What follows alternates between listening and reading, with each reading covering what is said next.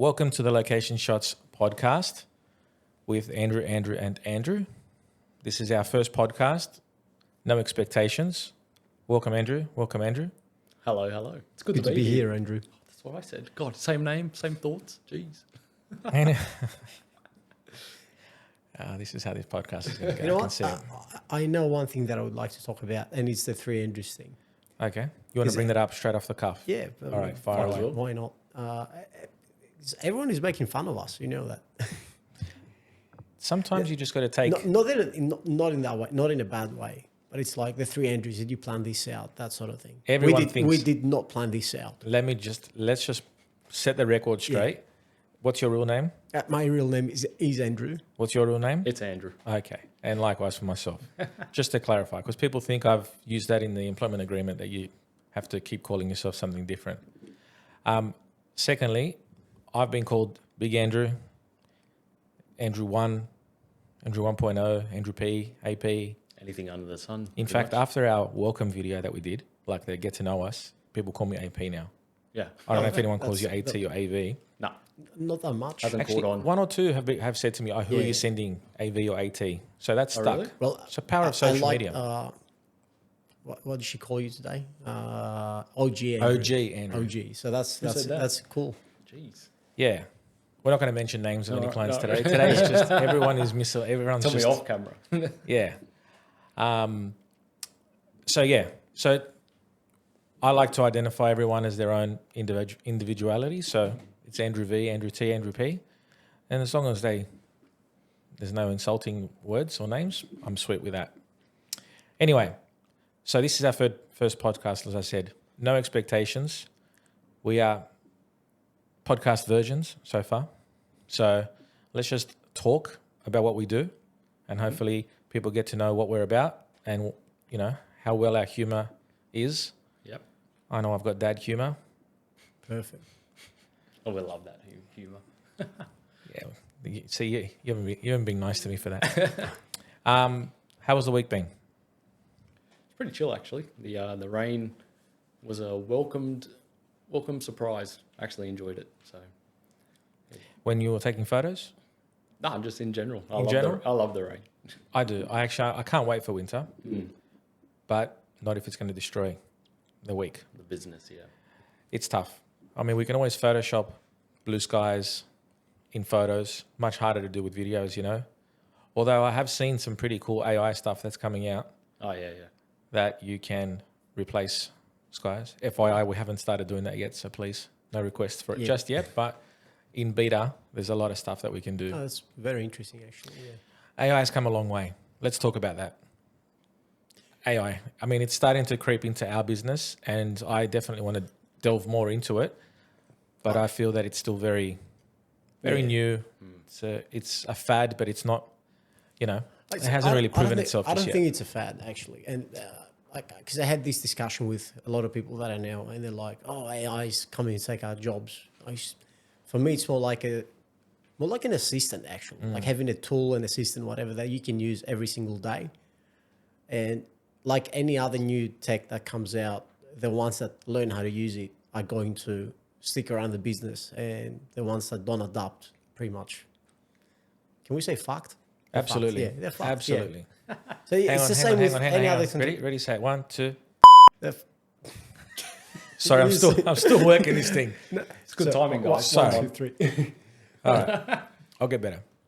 Anyway, yeah, you're right. That's what I you're right. Like, same as, and I never got to live through that because I was very young. But when digital cameras became a thing and people started using Lightroom and Photoshop, and there were people that were like, "Oh, real photographers only use film." There's definitely going to be people that say they're going to say, and they already do actually, that real photographers don't use AI. Well, that's bullshit. I'll use whatever I can use to make better photos and make my life easier when I'm editing my photos. Yeah. And you know, where are the film photographers now? Unfortunately, exactly. It is still I highly respect film photographers because you know you get it right. You only have one chance to get it right. 100%. And it's expensive if you don't. 100%. Because you filmed it. Mistake. Wasn't cheap back then. But I think you have to roll with it. I think you're right. And, you know, you adapt it however you want in the business. I don't think it's going to take our jobs anytime soon, although there are a lot of photo manipulation AI software out there that can do some pretty cool things. For me, I'm probably a little bit concerned about your privacy as far as what it can take. There's a fine line between, Yeah, no, I know what you're saying, and there might be certain aspects of like the photography business in general, the industry, that are going to change. Because have you seen these apps that do headshots now? So these are, again, not as good as an actual headshot, but they're pretty good, and they cost next to nothing. So I think that there's going to be certain aspects of the industry that are going to be affected more than others. The one that I can say that's not going to change is the other stuff that we do. Everything that has to do with specific moments, capturing like, I don't know, weddings, events, that sort of thing. You can't do that with AI. Well, I guess you could tell AI to give you a wedding photo, but it's not your wedding. So, and not to go off on a tangent, but something that people may not know about you or myself even, when Andrew's dabbled in it as well, is that you also do photo video for weddings and events. I agree. I don't think AI will be able to capture a moment like a camera does. However, storytelling essentially. Yeah, and create that feeling. I'm sure it'll happen eventually. Yeah. There are things like family photos, someone's looking away. There is software now where you can actually adjust that person's eyes. I don't know if you've seen this. I've used it. It's mind-blowing, where you can actually adjust a person's eyes to look towards the camera. Even Photoshop Express that everyone can download on their phone for free. The stuff that you can do in there, it's insane. Yeah. On the go, on the fly. I've been very impressed, Yeah, and speaking of apps, we've got CapCut that do quick videos for people. Yeah. Everyone raves about it on TikTok. And because TikTok is good, but there's a fine line what you can do. But again, CapCut is one of those on the fly, on your phone. A lot of AI things you could do in Nuts, CapCut. man. Yeah. Some of the stuff that used to be hours of processing, like Honestly, the green screen. I kind of love it. I'm kind of excited for the AI stuff because I kind of know that it's not going to take over like what humans can do. It's mainly just going to be for assisting us, and it's going to take away all that tedious work. So there's a lot of things that I can't wait for. And it's going to be great. I agree. I think we have to roll with the times. And if that's going to improve and, excel our workflow and get better quality out there, that's obviously that's the key. That's what we're here for. You know what I mean? We're not here to take photos like an iPhone photo. Yeah. Which is another thing I would love to talk to you guys about. What's that? iPhonetographers. The power of a phone, I've got to say, I mean, they do say, the quote says, the best camera you can ever have is the one that's on you. And this day and age. That's very much the I case. agree with that so much, yeah. And even before, like the latest ones are insane. But I still remember the first time that I saw a photo from a phone that actually looked pretty good. It was the iPhone 4S. Because I was traveling at the time. As you know, I was in the Merchant Marine back in Greece. And I had an iPhone 4S. And I took some of my favorite photos I've ever taken were taken with that phone, which is like what is it now? More than 10 years old. Well, I still look at these photos and they're pretty good. There's nothing wrong with them. And it was just the fact that it was always in my front pocket in my bowler suit. So I could always just pull it out and take a photo, which I got shots that I would never take with a camera because I simply wouldn't have the camera on me. So my first experience of a phone camera was, do you remember 3 Mobile? Oh, yeah. The company? They brought out their first phone camera. And it was a rolling camera on the top of so you can roll it to take a selfie and you can roll it back to take a photo outwards. yeah, That was my first experience of a phone camera. That was nuts, where I could go somewhere next to. I mean, it was pixelated to the hills, and the noise was. But even photos back then, pixelated or not, they looked. Cause it didn't matter. On your phone, you're like, wow. That was the thing, yeah. And the truth is, blurry, pixelated, or whatever, capturing a moment is the moment. It doesn't really matter. I mean, we pixel peep and like want to really focus in on details and. Yeah, that's another thing I've realized. Like most of the things that we notice, most people just don't, and they don't even care. Even if you point them out, they're like, "Yeah, that's like I don't give a shit." Yeah, it's and that's fine. okay, and it's also okay for us because obviously if we didn't. It's our job, so we have to be like that. Yeah. But yeah, photos and video have come a long way. But yeah, phones are amazing. I've got to say, on the run, and the new iPhones, as you guys know, like Oh yeah, The dynamic range, for anyone who doesn't know what dynamic range is obviously the camera. Well, we've got a tech guru in the house. Why am I explaining it? Well, I'll Far explain away. it very simply. Would you like your music intro? No, that's fine. You sure? Go far away. No, essentially what the iPhone does, and whoever's using their iPhone, they can see that when you're outside and you're capturing a short video or photo, and you can see that the sky is like dark blue, but at the same time, all the faces are exposed properly. Essentially what it does is it uses the iPhone's CPU, and it gives you the HDR that we do with editing, the iPhone does in camera. And it's able to do that because the sensor is smaller, so there's no problem with overheating like what would happen with our cameras.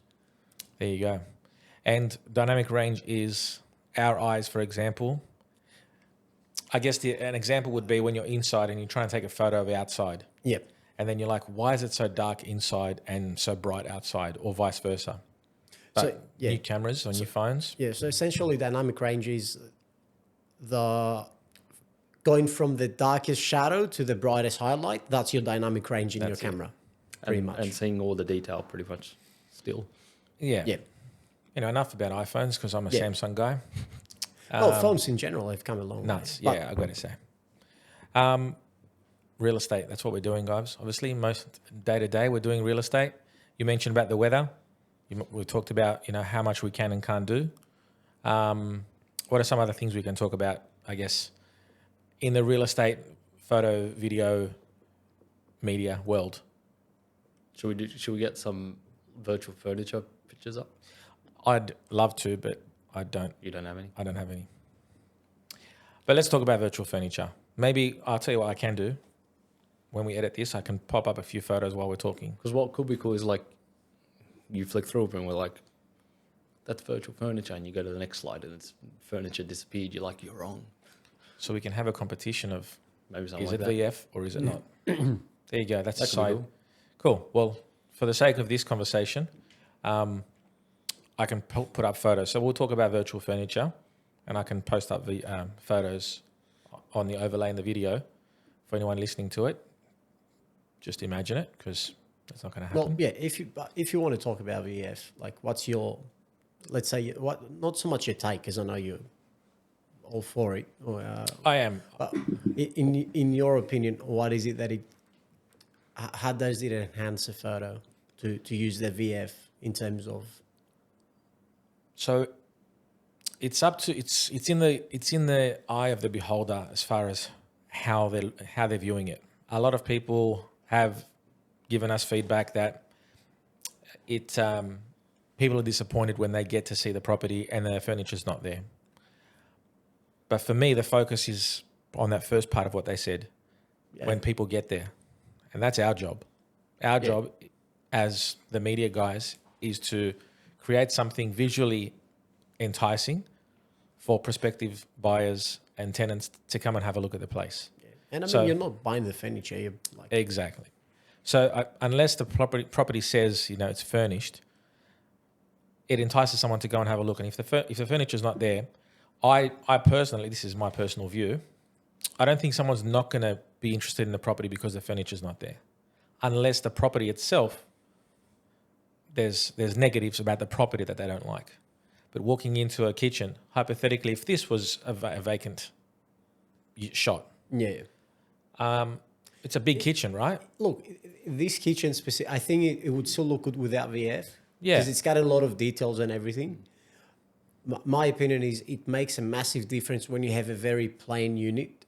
Say it's just like a carpet and just white walls, pretty much. Yeah. That's where I think it makes it like put in a painting, put in a table, that sort of thing. When you have a property that's already there's a lot of nice details, even without the VF, it's still fine. It's still going to work. It's still going to make it better, but yeah. Yeah, because it does the thinking for you, basically, instead of you thinking this should go there. It's right there, and then you can only have time to think about the lifestyle, pretty much. So, and that's what it is. That's exactly that, right? It's making people feel like, wow, I could live there. Can I just say, furniture does that. I still can't tell a difference between all the virtual furniture.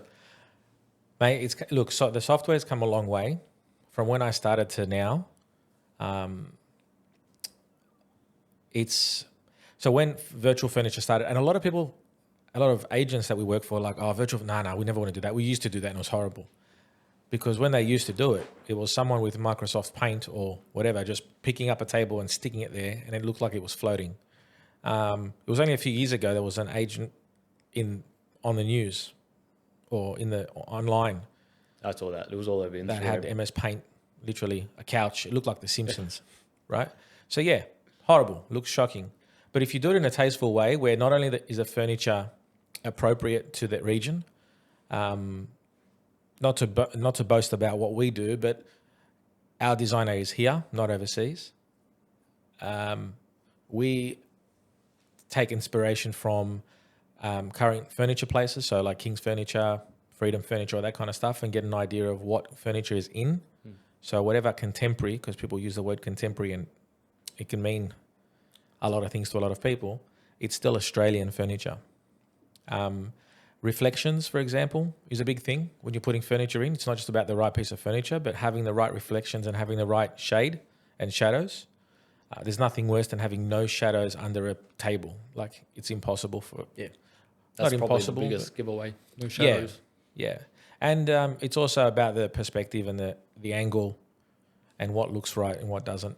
And it's not just about the furniture piece. Like you said, artwork, we try and put plants in. We try and put a floor lamp in the corner in the lounge room, bedsides, even the bed linen. You know, when it first started, it used to just be a bed. I think texture is very important. That's a dead giveaway. When you have bad VF, the texture just looks off. It looks fake. Yeah, especially when some of the colours even is just way off. Oh, yeah. So you got to stick to a certain palette to make it look neutral. But I think it's very beneficial for such a small cost in comparison to, and I don't take anything away from a property stylist because I think they do. I've seen some places be completely transformed 100%. with real furniture. But if people don't have the budget for that, you know, where you would spend $3, $4, $5, up to $10,000 furnishing a property, for, you know, less than $100, you can convert a room into like something that Whatever gives you you a want it to good be, feeling. Yeah. So yeah, that goes a long way. Aerial photography is another bonus, since we're talking about add-ons to just photography. To me, it's a no-brainer for every single property should have aerial shots. That's just personal opinion. But even if you just do 1 or 2 shots, which is something that we started doing, just show the property, so what's around the property. It makes it goes a long way. People love to know whereabouts it is, like as you said, the proximity. Exactly. Yeah. If I don't see it on a listing, the first thing I do is go to the map and see exactly where the place is and what it's close to and all that kind of stuff. So unless you don't want to show where it's close to something for whatever reason, I think you're right. I think it's a great add-on to help people engage as to where local amenities and schools and whatever else that needs to suit your needs. Cool. What else can we talk about? Our photo battle that we did recently. Yeah, we could talk about that. Yeah. I don't think I've actually, to date, I don't think I actually posted who won. It was the shame. And that's not intentional, and we haven't because done I didn't. the losing thing either. Okay, We haven't gone for lunch yet either. What? Wow. Oh, yeah, no lunch. What the? Where should we go? Well, I know this Thai place. All jokes aside, I think we do need to visit that place. Well, I won. Yeah. Proud. So congratulations to AndrewV, Bravo. who smashed it. I didn't even shoot the right aspect ratio. Still won. Look, we're going to give you the win even though you were late to return. I mean, So but that's fine. technically That's you were true. disqualified. I was Yeah. disqualified. Well, I love the fact that you came dead last. That was perfect. It's nice. Nice. It just shows the how subjective photography is, and what you might think is, well, what a banger photo, that's awesome, can be someone else's like, yeah, it's okay, but I felt more in this photo. And the feedback that I got, because obviously I had a lot of feedback on that and everyone loved it, and we're like, we just love it almost tells a story about our characters of like what attracts yeah. us to take a photo. And I love that diversity and that variance. Looking back at the photos now, we've got a massive difference in our creative eye. Yeah. And that's awesome, right? I was going more for the Like the architecture. like the arty-farty kind of stuff, and you guys definitely did more storytelling, like your shot with the guy looking into the shop The front reflection, window. yeah. That was awesome. I think your winner was the Asian restaurant. I think it Which was. shop? A restaurant or whatever. Was it a restaurant? I'm not. I Yeah, thought it was. Was it a butcher shop or? Oh yeah, maybe it was. I didn't go in, so Anyway, so well done. We still haven't decided. I mean, the winner doesn't get anything, but the loser. I mean, technically, you're the early winner because you lost. I was disqualified. You were just. Look how selfless you are, I'm just saying. Fuck you, Andrew, for doing this. and Like I'm not sure. A pity win. I'm Fuck not. this. That's it. Like, mate. I think it's only fair then that I take you guys out for lunch. Sounds good to me. Is that good? To a Thai place in Glebe. Type placing. Yeah. And yeah, so we're looking forward to doing another one. And I think the feedback from people was a bit of fun. And I just want to keep that going because I think not only can we get some pretty cool shots out there, but it's a way of sharpening our own skills while also having a little bit of friendly banter. So we'll, It was really hard though. I don't know if it was hard for you guys, but it took me like 10 minutes just to warm up and just get my creativity flowing. I'm like, what am I actually taking photos of? That right happens to me every single time. Yeah. Like it's because it's only 30 minutes, so it is a bit hard. now? It's really short, yeah. I was cocky at the beginning. I'm like, I know exactly where I'm going to go. Got there, took that shot. I went, Now what? now what? Yeah. You saw the video. Like I thought, I'm going to go down to the station. I was getting rejected by my phone wasn't working to try and tap in. Thank God I had my wallet with me.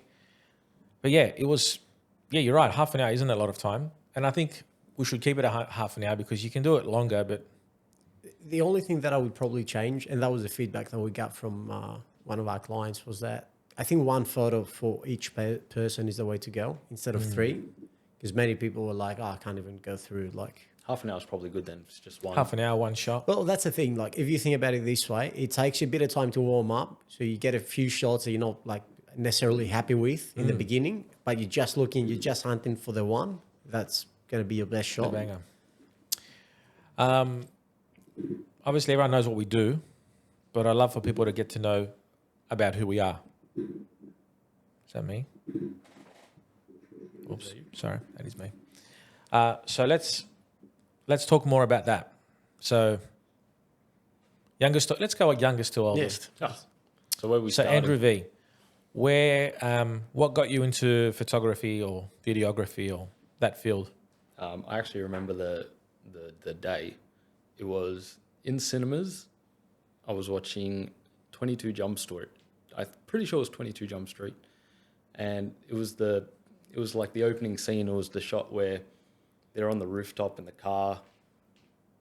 There's like, I don't know what car it is, but it's just Channing Tatum and Jonah Hill. They're just on the rooftop, and then there was like a shot from the helicopter. It was like a parallax shot going around the car. I'm pretty sure it was 22, or might have been 21, but it was going around, and I'm like, holy fuck. Imagine getting that shot, being proud of it, sitting down at a cinema and just being like, I got that. And then ever since then, I was like, I want to do that. It wasn't even like, oh, my dad gave me a camera when I was young. No, Yeah, it was love just, that story. I just saw a nice shot in the cinema and I'm like, I want to do that. And you don't just want to do video. Yeah, I'm hoping to get into the movie business. So that should be There you go. So really we have fun. a potential celebrity in the house. Don't forget us little guys, right? Not at all. What? So film. What is it? Film director. Yeah, so I started out wanting to be cinematographer. Then that changed to just being a cameraman. Then I wanted to be an art director, like staging and making props and doing this because that was really fun. Because making miniatures is actually really fun, and you can bring your vision to life with only a small space. and then I got into more script writing and directing. So I still think I'm trying to figure out what my calling is, but it's definitely one of those. So. And it's cool. It's cool that you've sort of gone from one to the other and essentially all within the same industry. So you're trying to find your niche of what you want to Yeah, it's like pursue. when you look at movie credits and you're like, why is so many people working on this movie? It's like when you go on set, or when you start to like, research the roles that go into it, you start to realize, wow, that's why there's so many. That's why the budget's so high. It's just really amusing. It's kind of like a film is kind of like its own business, and like everything that went into it was just investments, and then the payoff is just everyone buying the tickets. I think you've probably made me more aware, seeing of that, all the people involved, and from the being more inquisitive about what you like about film directing. That's made me say, wow, like watch a video or a movie and you're like, there's a lot of people involved in creating this one scene. And I follow behind the scenes stuff on social media, and you see how it's just crazy how this one part of a video, what movie that you've seen millions of times, you're like, how did they do that? And then you see the behind the scenes, you're like, wow, a lot goes in for that one take. Yeah. When I was on set for a feature film, it was the average shooting was 3 pages. So 1 page is about 1 minute of screen time. So a screenplay is about, like, if it's 2 hours, 120 pages, let's say. And they aim for, in a 12-hour day, you aim to film 3 pages. And even 3 pages is a bit too much. Far out. You can imagine so that's why they always go over budget sometimes, or overpay comes in, and that's where, And it's crazy. I mean, kudos to even to the editors to be able to sit down and piece together what's been shot. So, yeah. Andrew T, tell us a bit of background of, firstly a little bit about you, your story, and then also how you got into the photography, videography world. My story. Once upon a time. Yeah, so I'm not going to start very early. So no, before I started doing photography, I was in the Merchant Marine in Greece. For those that don't know what that is, essentially I was working on oil tankers mainly for BP and ExxonMobil, for example. I was a second mate there. Great job, good money, but it gets difficult after a bit of time. The main thing for me was, I was still fine to do it because I had sort of just started out. I was still like a very young officer when I left. But I just saw the people that were doing this job for 15 years or 20 years. And I could see that like they would come on board and they were fucking heartbroken, leaving their families behind and everything. And I just realized that it's one of these things that you either live when you're still young and you can still explore other avenues, or you're pretty much stuck with it. Because if that's what you know how to do, the things that you do there, they don't necessarily translate into another job in, outside of that. The skills you can use, in terms of like your time management, there's a lot of stuff that you learn that you can use, but it doesn't necessarily translate to another job. So I decided to leave that, and that's when I moved here. I moved to Sydney at the time, and photography, essentially what happened is that I was always taking photos. So my story was a bit different to Andrew's because since I remember myself, I was taking photos. I still have my first camera. It was an Olympus Trip 35. It still works. Great camera. Before that, it never even occurred to me because in Greece, it's very difficult to make money like this. So it never even crossed my mind. But when I moved here, I go, you know what? Fuck it, I'll give it a shot. Because if I don't do it now, I'll never do it. I met a mutual friend of ours, Tass, when I first moved to Sydney. I started shooting weddings for him. I was learning things every single day. And that's probably the most exciting thing when you're starting with photography. You guys you can attest to that when you're starting out, you're learning something new every single time you're at the shooting. There is a lot of fuck-ups along the way. It's part of learning. But, yeah. I got my first job as a real estate photographer within the first 6 months that I was here. I got very lucky in that regard because I knew fuck all at the time. Somebody gave me a shot. And yeah, I've been shooting since then, last 6 years now. And video too, yeah, not just Video photos. too, yeah, photos, video, yeah, pretty much everything. So was it who you knew that you got your first job, or was it what you knew? Mate, I'll be honest with you. Sometimes all it takes is to find a place that needs someone ASAP and are willing to take a shot on someone that they believe is going to have the work ethic. I was blessed in that way because the guy that gave me the job, my manager at my previous company, and that company had its issues. I'm not going to name the name of the company, but they had their issues. But that guy, his logic was, you know what? He goes, "You're an immigrant. You definitely want to work." Because he goes, I had people before that lived in the eastern suburbs that didn't really need to work. So it was tough to get them to actually be productive. So he goes, I don't care if you know everything that you need to know. You're going to learn these things along the way. And he just gave me a shot. So that's all it takes. I didn't know anyone. I just, at the time, the day that they called me for the interview, my car had just broken down like 2 or 3 days before. Like I got the check engine light on. Got a guy to check it out. He goes, yeah, your car is running on 3 cylinders right now. And I had no money to fix it. So I sold it for $1,000. And and then the phone rings and I get an interview for a job that gives me like a basic salary, which was enough for me to live on, and a company car. So It's what you needed. it was perfect, yeah. There you go. Everything fell into place. Pretty much, yeah. And it's not just that the opportunity presented itself; it's that you took that. You got to take, yeah, you got to You give made the it your most all. of it. You can't like, if someone gives you an opportunity like that when you're drowning and you don't take it seriously, that's on you. No, that's a valid point. Very, very, very true. How'd you get started? Do you know what? I was always among all the mates. Actually, I know how that started. Now, I haven't actually thought about this in a while. I used to be a real estate agent and I loved photos, but never could afford to buy a camera or anything like that. So very early on as an agent, we kicked this tenant out of a property and so the sheriff pretty much evicted him and we were there. And then he had a certain amount of time to get rid of everything. So he took all the stuff he needed and then pretty much trashed the house and left.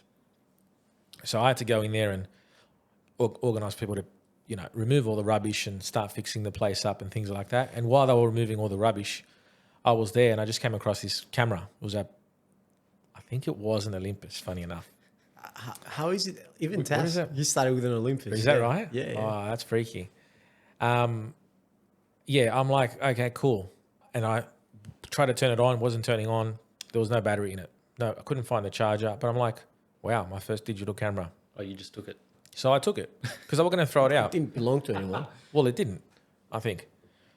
And I jumped on Google and found a charger and another battery, put a memory card in, turned it on. Wow, it started working, took some photos. And then every time, like I had my bunch of mates that we used to hang out with cars and things like that. And every time we'd go out, my camera would be with me. And I'd be just taking photos of all the random shit that we were doing. And then I realized that it had like a video mode, but with no audio. But I'm like, still, video, I'll take it. So then I used to do little videos. We used to do, legally, we used to go to this place and do burnouts. And, I would have all that footage. And then from there, it just like... Allegedly, yes. We love that word. And then it just grew. I'm like, oh, this is awesome. So then I found myself buying another Canon Ixus 550, which was like a little before my time. point and shoot. How old were you when?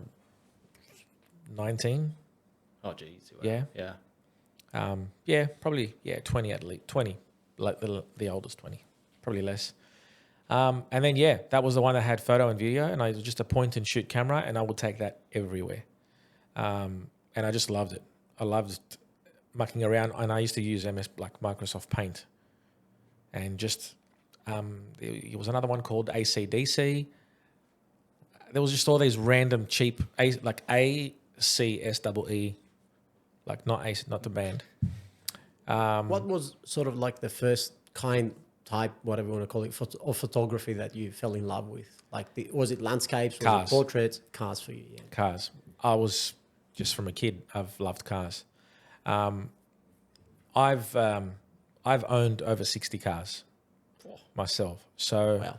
I I've probably owned over 60 cameras. see, there you go. I don't know who's more expensive. Anyway, that's a different story. Probably yours. So I used to pretty much document everything and anything I could. And then got into cars, and then every time I'd buy a car, I'd sit around and take photos of it, my mates' cars and whatever else.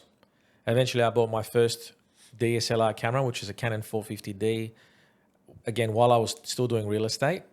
And that was in 2000 and probably 7 or 8.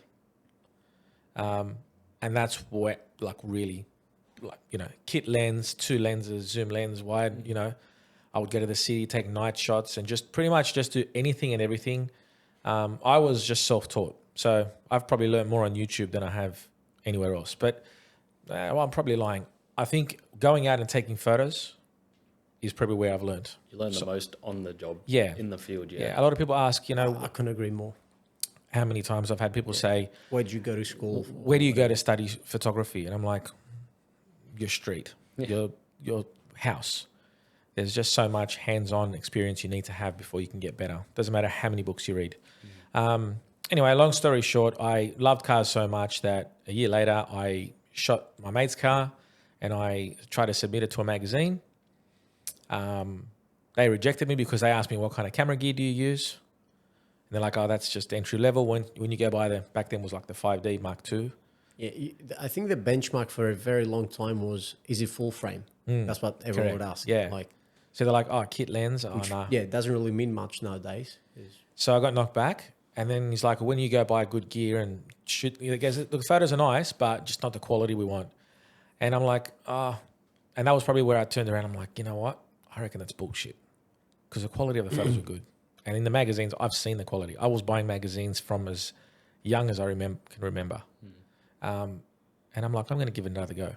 So I shot the car again with the same camera gear, but I used off-camera flash back then, which was like very entry level, early stages of off-camera flash. Sent the photos back in. I said, hey, you're right. I went and bought a new camera. To the same guy now, I emailed, check out these fresh photos. Let me know what you think. And as soon as he saw it, he rang me. He's like, man, see the difference? Can you understand now the difference between good quality and that? I'm like, yeah, you're right. He goes, we're going to publish it. And I was over the moon. And I shut my mouth until the magazine actually came out. I literally had the magazine. Do you have the magazine at home? Yeah. Still got it? Yeah. And because I've actually been in a few magazines since then as well. So I've got them more. But I emailed him the day I got the magazine in my hand. And I'm like, hey, I just wanted to let you know, not sure if this is going to affect me ever doing any work for you, but I'm just letting you know that the photos that I sent you were the same camera that I did the first time. And it was just a great learning for me to push myself more. So thank you. Anyway, he didn't believe me, but I actually told him, right click, go to properties, look at the camera. Yeah, check the X5. Yeah, which is a bit like, Process, I thought a bit rookie that he didn't even check that himself. But anyway. That was, as soon as he said that, I go, didn't they just check? Yeah. That it was shot. And then he rang me, he was like, oh man, I can't believe it. I've never seen anyone, like, I've never used photos from that kind of camera and all that kind of thing. I'm like, you know what I think it is? It's more to do with the fact that good photographers usually have good gear. It's not the fact that in order to take good photos, you need good gear.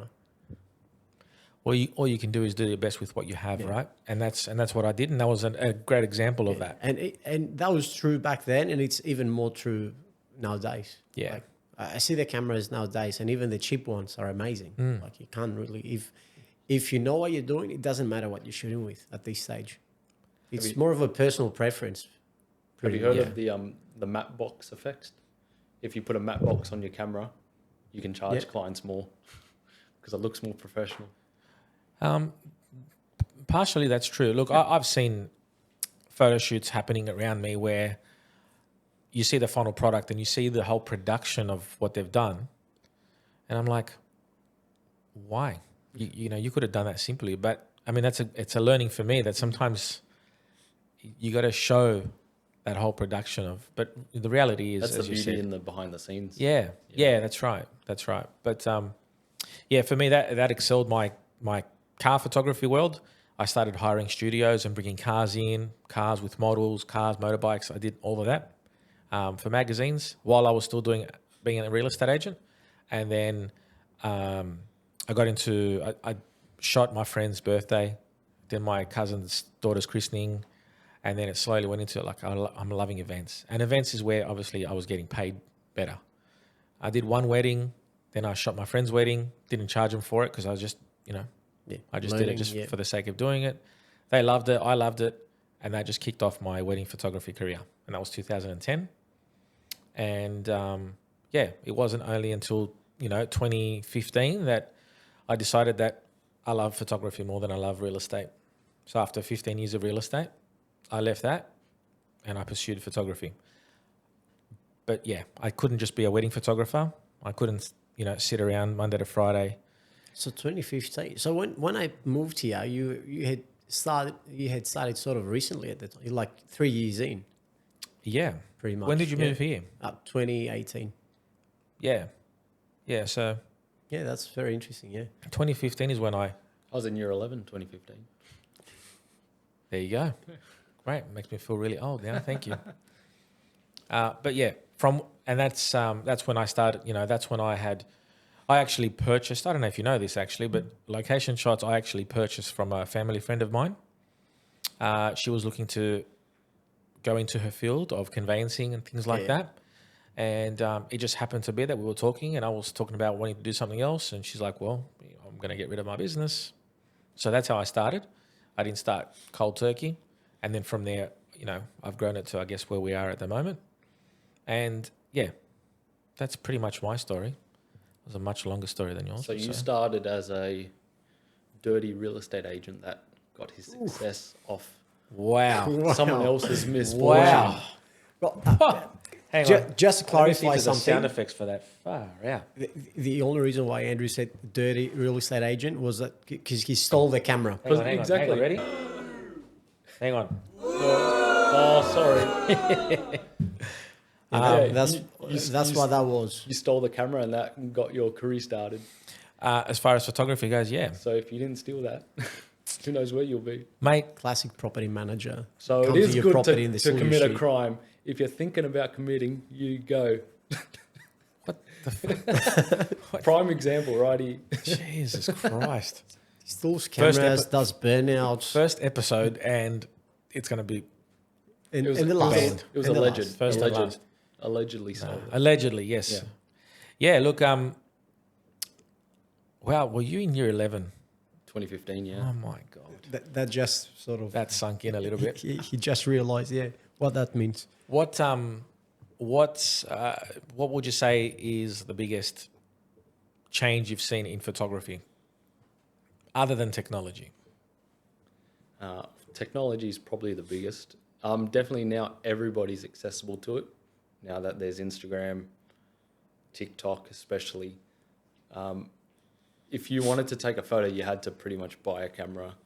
Like you could still take it on phones, but the phone was more for I'll just take a snapshot of, because we're on holiday or whatever. You weren't actually going to pursue it, but now it's like everyone's accessible to it. So yeah, you pretty much just needed a camera to either pursue it, or if you wanted it as a hobby, you would buy a camera. But now it's just do it however you want. You don't even need to go to school now, honestly, because all school was just to network. But now you can even network on TikTok, so it's changed a lot. Yeah. Phones are no longer just... I would say, I don't know the stats, but I would say people use their phone less for making calls than anything else. Oh, yeah. I think... Your phone does everything nowadays, so of course, yeah. Mini computer in your pocket. Well, I would say if I lost my phone, I'd be screwed. That's a reality. Or your contacts, or your conversations. Think of the conversations you have. They're not always verbal. I think it's more on you because you're a business owner. You kind of need that.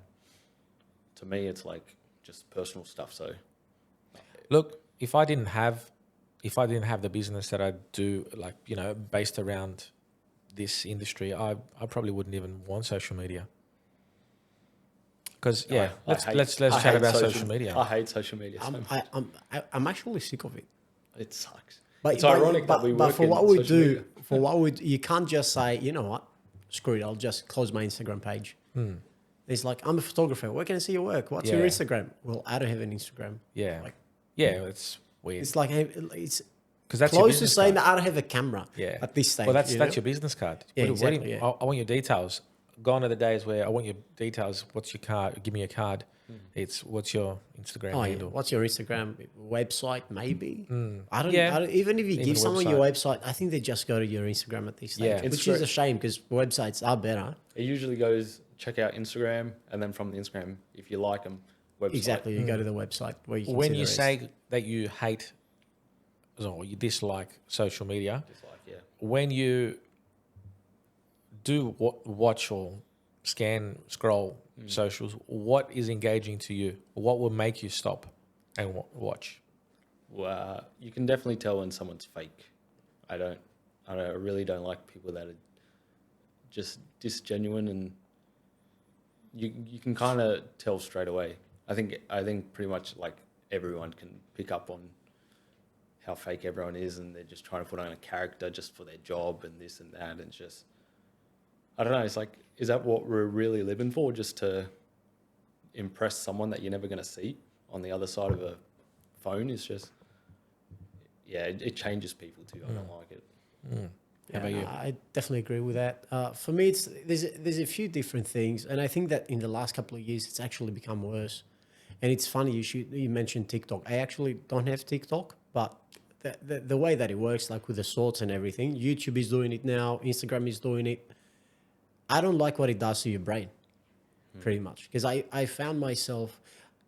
First things first, I used to love YouTube. There was so much good stuff to watch there until a few years back. I think that at this stage, everyone is trying to make these short videos, and you just find yourself scrolling pretty much non-stop. And I don't know to what end. I don't feel entertained anymore. I don't think that I'm learning anything. I don't like. It's simply an addiction at this stage. As soon as you start scrolling, because it used to be you'd go on YouTube to learn stuff. Like for us, learning about photography, there's not that many videos like that anymore. It's more to keep you hooked and less to actually provide actual value. And that's the part that I don't like at all. And it's, as Andrew said, at the end of the day, it's all bullshit. You know, they're going to show you the stuff they want to show you, which is, again, usually bullshit. They want to sell you something, or they just want to keep you watching. That's it. But they don't provide any value in return anymore. And that's not everyone, right? That's not everyone, but it does happen a lot more than it used to, I think. And the ones who do provide value are the ones who are probably at least seen. Because it's the ones that are shouting and look 100%. at me, that have millions of followers. People follow people because other people follow them. Yeah. I don't think, and I think the word you're referring to is more being authentic to themselves, and rather than putting on a persona and stuff like that. And in every industry, to some form or another, you have to put on a sales voice or a sales pitch or whatever, but you can still be you without, 100%. losing yourself in it. Truth is, you see it in our industry, we see it, and we probably see it, but again, it's very subjective. Others might say they love it. Others might completely disconnect from it. So you're going to have, a lot of different opinions on that. But, so you said most of your content is more based around genuine, authentic people. How about yourself? What social media grabs your attention? Well, honestly, I'm not on Instagram as much anymore. Essential Instagram for me is just a way to communicate with friends that are overseas, and I don't get to talk to them enough. And even just, you know how it is, sometimes even if you don't talk to someone on a weekly basis or a daily basis or whatever, but you still see like them uploading their stories and their photos, and you feel like they're part of their lives, even though you're not there and you're not spending actual time with them, but at least you sort of see what they're up to. Keep up to date, pretty much. You nailed such a good point. So yeah, that's what Instagram is to me, and Facebook, same thing. Yeah, pretty much. So that's when I realized how much social media has changed us, and it wasn't so much Insta back then; it was Facebook. I've actually had someone say to me, or in conversation, that how you been? Oh, actually, I already know how you've been because I follow you on Facebook and I see everything you do. And I'm like, does that mean that you can't ask me anyway? Like we're face to face. Sorry. We're face to face and there goes my phone. Like we're face to face. Why don't you ask me how I'm going? What have I done? But they base it purely on What they've seen. what they've seen on social media. And that's where I realized, shit, that's how through social media we've become antisocial. And people have less face-to-face conversations now because they just go, oh, I know what they did because I saw that they posted that they're there, or they checked in. Checked in was a big thing back then as well. Oh, yeah. I see your point. It depends. Like, for me, because I have a lot of people that, you know, as I said, they're overseas, it's you can't stay in contact with everyone.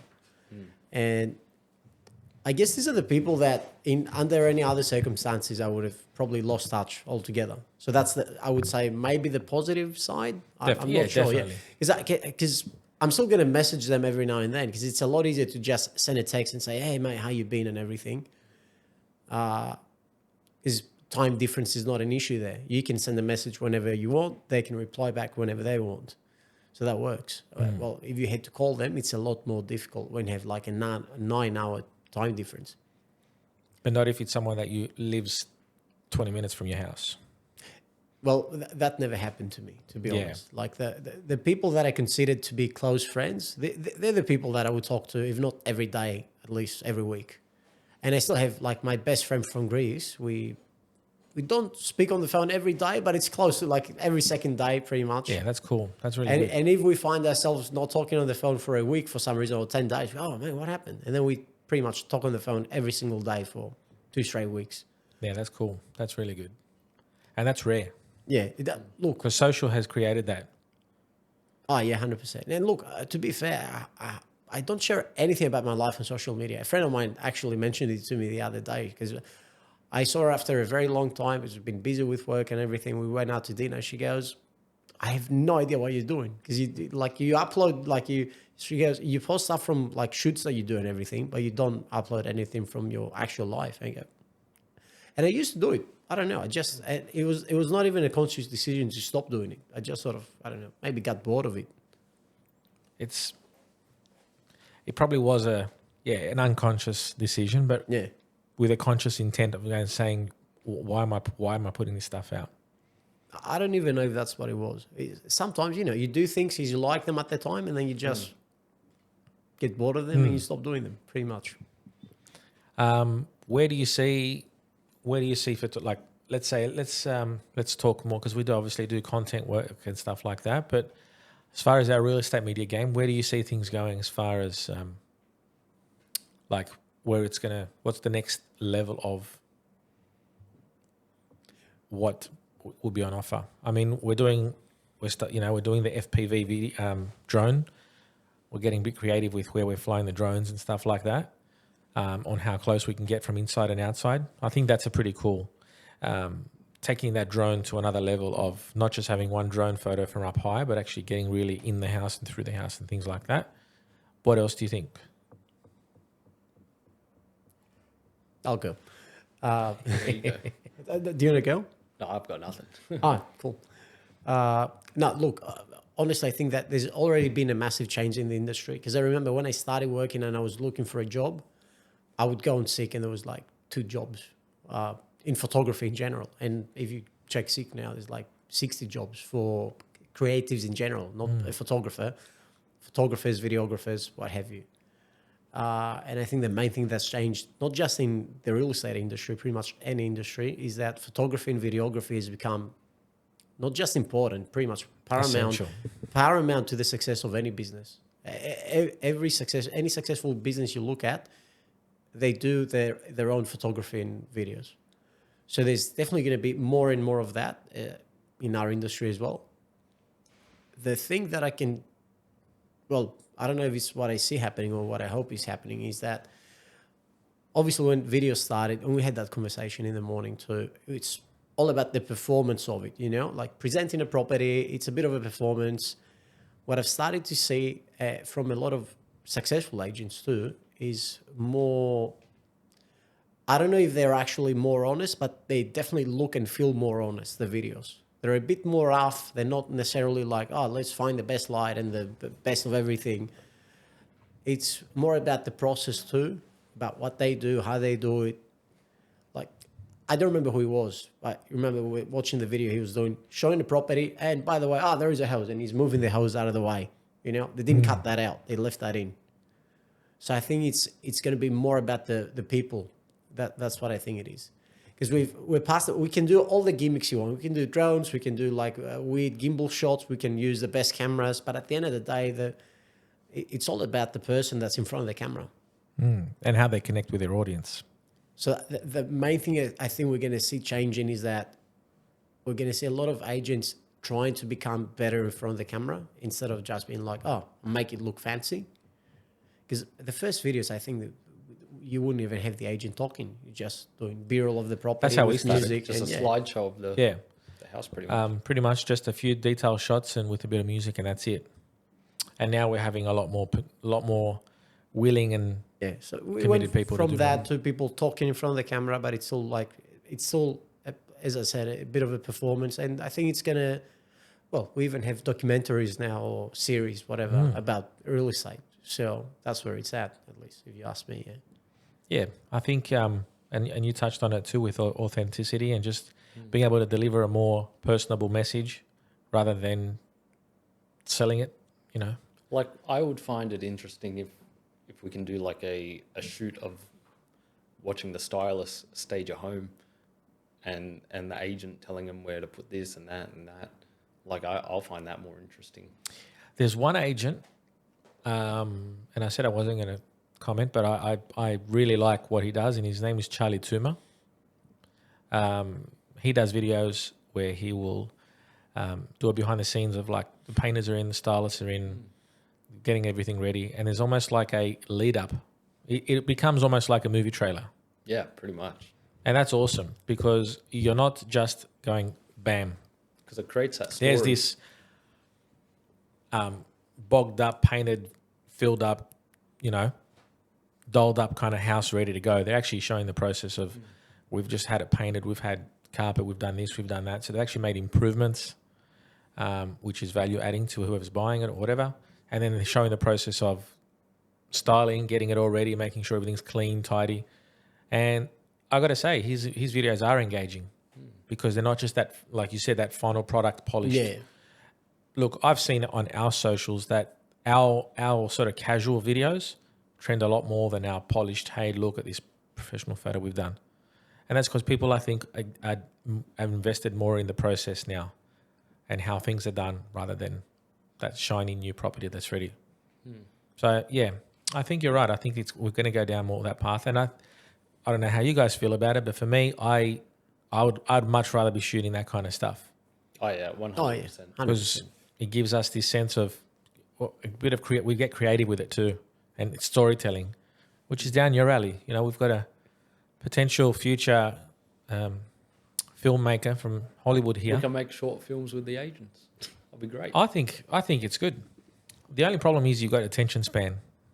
So, well, when you look at the way I look at it is if someone's interested in buying that home and they've got eyeballs on that home, they would watch anything about. Because once you like become invested in something, you only see the facts about it, and then you're like, oh, I want to see this, I want to see that. If it's just willy nilly, it's like another property. Yeah, they won't want to watch it. But once you become invested on that property, I think they would watch anything. And what about the people that are not ready to be in that position? Let's say, because I think you're leaning more towards like a potential buyer. But what about a potential seller? How would that engage? Because I feel like you have to. Those videos also have to appeal to the people that are ready to become a seller. Yeah. Not just to the buyer. I think it will show what the agent is willing to do. It will show how far he wants to take it. Like if he wants to spend the money on improving the home before he sells it, just to make sure it's in the best possible light. I think showing, because agents do all this and like they probably just do it in the background. They think it's nothing, but to us, it's actually like, wow, I can't believe they do that. So making sure we see that is kind of cool. And it could be a value adder to someone that's looking to buy it to say, I'll pay more because they've just finished all these renovations that I don't have to do anymore. yeah, So it can work in their favor. I think they'll just see a lot more of like how things are. Because when I think about real estate agents, I don't know if I should say this. Hang on, I've got the censor button somewhere here. I think real estate agents are just they're just a glorified Gumtree, pretty much. You put your house on Gumtree, you're like, I want to sell this, and they'll be sold. Look, These days it's Facebook Marketplace, but yeah. Gumtree. Thank you, Grandpa. There are, yeah. Well, there actually, Facebook Marketplace, there are people trying to sell their house on Facebook Marketplace. So, There's a lot of. so when you say glorified, what? They're just the middleman that puts on a suit. They're like, I know what they do where they make everything easier and streamlined. It's just Is that what you think? yeah, that's what I think. What's your perception on that? I don't necessarily. Let me think. Won't hold you to it. No, it's the only thing, and it's not any agent's fault. It's the way that the system works. Is that if an agent is doing their job right, they are supposed to always get you more than what your property is worth, and that's what's been happening in places like Sydney, Melbourne. It's happening a lot in the US, like New York or whatever. And we see the market getting inflated like that, which can be a good thing if you own properties, but a very bad thing if you don't own a property and you want to get into the property market. So that's for me the main gripe, if you want, with the whole. But it's the way that the system works. It's not. Do you think that's the agent? How do you mean? Do you think the agent is inflating prices? No, I think the agent's just playing the collectively, game. not individually.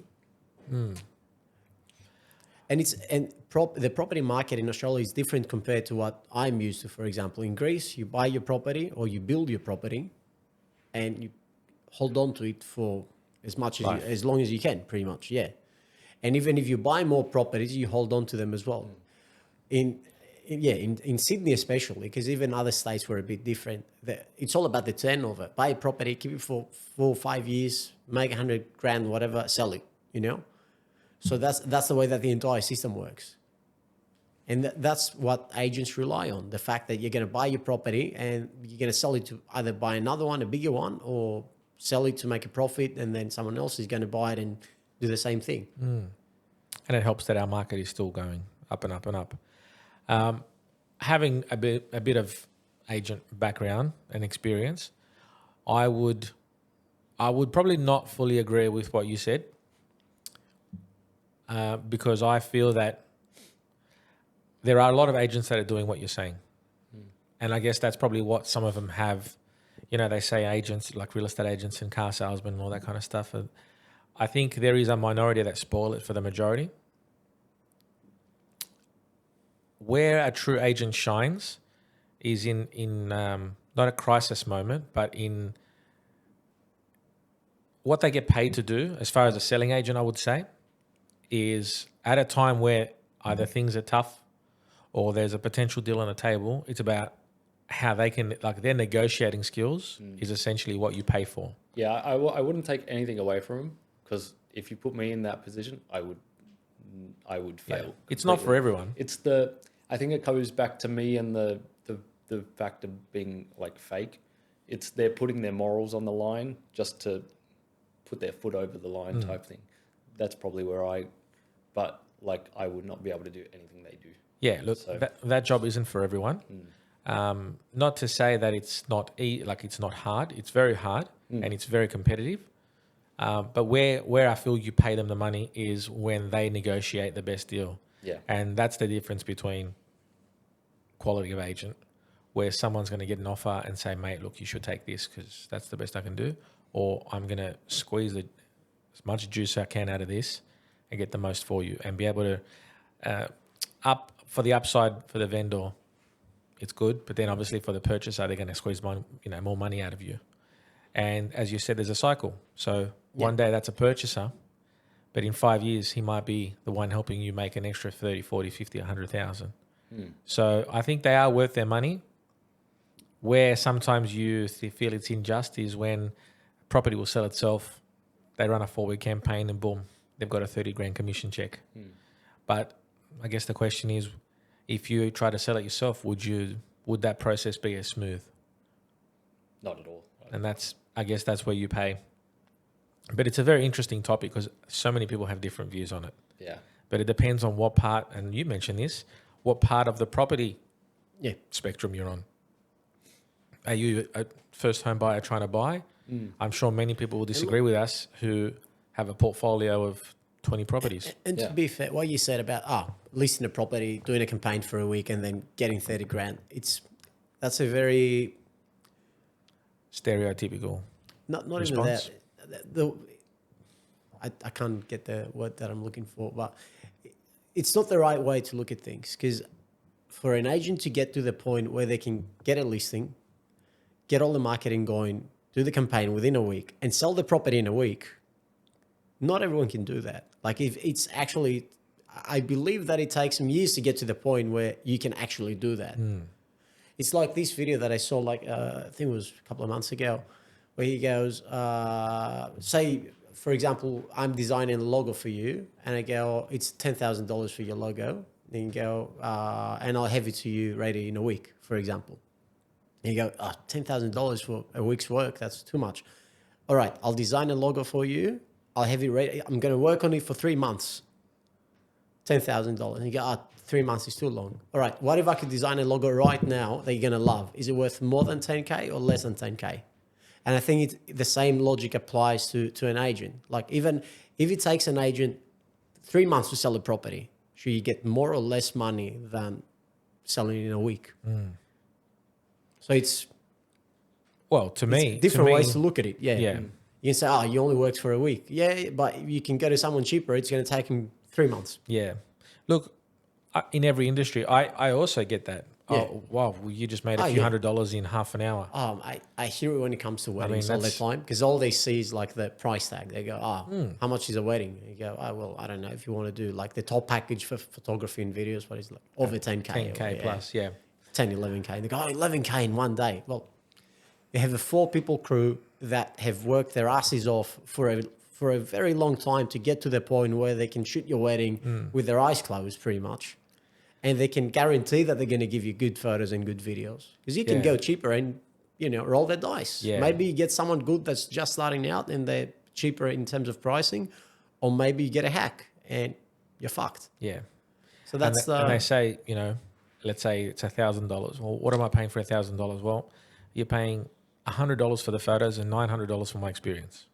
Exactly. There's a lot of different, little stories and stuff like that. Tradies especially, like there's a lot of tradies that you go, he came to my place, he stayed for 15 minutes, he asked for $200 or $300. Well, because he knew how to fix your bloody problem. It's I don't think that's going to be solved anytime soon, because that's always going to be that the debate case, will always be there. But it's it's interesting. I have seen this, like the agents who succeed now have to be a lot more hungry and driven than what they used to be. A complacent agent now, I don't feel, will be as successful. And they might use contacts to sell their first few properties or family or whatever, but they're not going to exceed or they're not going to surpass the leaders by just being comfortable. Oh, yeah. And that's the truth. And in most roles are like that now. If you're not staying on top of the trends and really putting yourself out there, you're going to fall behind. Yeah. Because, being an agent actually, it's like a 2-week course. I don't know if you know this, but you get a certificate of registration and you can become a real estate agent. So there's not, you don't have to go through too much like rigorous training to become it. And it's all in your personality, I think. Yeah, it is. And like I said before, it's What an you're willing on-the-job to- training. what you're you willing can to read give as up. many books as you want. Experience, life and work experience. And life, people don't, like when it comes to life experience, mistakes that you make when you're 18 and 19, mistakes that you make on your work, on your job, you would never make 10 years later. You know, even as we said, sometimes the way you phrase things to someone, you try to convey a message, even if you're correct. If you don't know how to convey that message properly, you're done. Like this, it's not going to work out for you. And that's a life experience part. Yeah. It's not just the work experience. What you say and what they receive Exactly, yeah. are very different at And times. and even knowing when to take a step back sometimes, you know, like 'cause we have, all of us have to do that.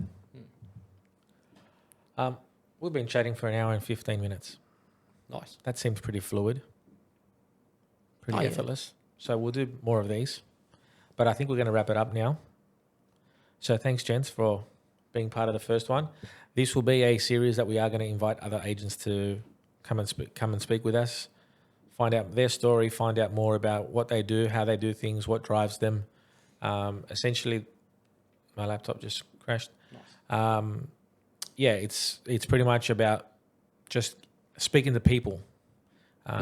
We don't want to sell anything. We don't want to promote anything. Yep. Purely, this is just to have a conversation. And yeah, probably drive home the more authentic and just